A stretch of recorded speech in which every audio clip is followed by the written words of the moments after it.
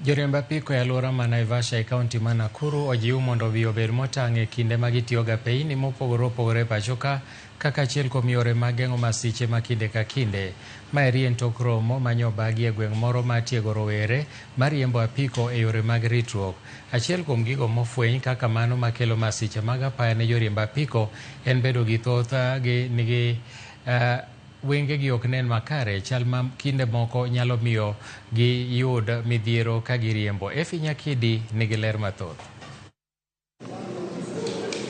E gwenge ma Naivasha, kaunti ma Nakuru, romo nyo bagi ma joriemb apiko machiwo puonj kendo tiegogi e wi ritruok margi e kinde ma gitiyo gi apeyni mopogore opogore pacho ka. Ahinya to e kindegi ma oganda ochimo nyasi mag sikuku. Achiel kuom gigo mofweny kaka masiko ka kelo masiche mag apaya ne joriemb apiko en bedo ni thothgi nigi pek ma neno makare. Most of the accidents and uncertainties on our roads are actually caused by bad eyesight. So sometimes you misjudge when you see someone doing a funny maneuver or when someone causes something else, and then you think maybe they did it purposefully, but sometimes they don't see. The amount of border riders and the amount of use they have in taking us quick messages, in taking medicines to our families, in bringing vegetables to our houses. It's now part of our community and it's part of society right now, so we have to all come together for the safety of our roads. Kaluwore gi Samuel Mbeche, manyotayo chenro mar rango kendo chiwo thieth mar wang' ne joriemb apiko go. Thothgi pok ochopo e osiptende mag wang' mar mondo mi orang kapo nono gineno makare, kendo ng'eyo margi en ni kaka gisebedo ka gineno e kaka owinjore. Bende nitie tuoche mamoko kuom giyudo e kinde ma giyudo masiche mag apaya.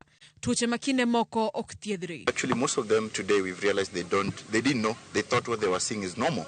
And that is this perception that is out there. Because you've never been checked or seen anything, you think that is normal to you. But normal is not until now you get checked. So we check people. Today we are checking and we're giving free spectacles to whoever we see that they're in need of spectacles. Whenever people are using their bikes or anything and they get any trauma, you are prone again to get glaucoma as well, because trauma causes, and those things are irreversible. Mbeche omedo ni nitie dwaro mar rango makare chal mar wang' mar ng'ato e kinde ma ichiwo lesen mag riembo kata driving license pachoka. Sad that most of us we go apply for driving licenses and we get them. When you go to other countries, you actually have to present your eye exam and with your latest prescription if you have any issue. In Kenya, I think it's in paper, but it doesn't actually work. Kaluwore gi jatatije mar Inkep ma otele chenro no Marian Gadhogo, duoko chien masiche mag apaya kod bedo gi helmet makonyo e geng'o wi joriemb apiko ponono ni masira otimore. We gave them helmets. Everybody got a helmet and got a jacket that can increase their visibility. The helmet for their safety. We've had the statistics today, very startling ones from NTSA. Their lives as well because of being on the road.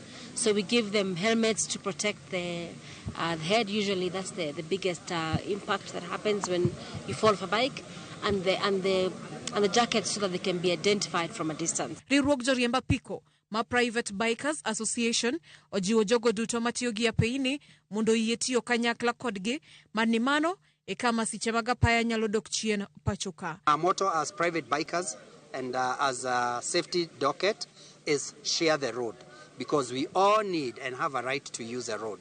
So let's share the road as drivers, let's share the road as a pedestrian, let's share the road even as cyclists. Efi Nyakidi, Ramogi TV.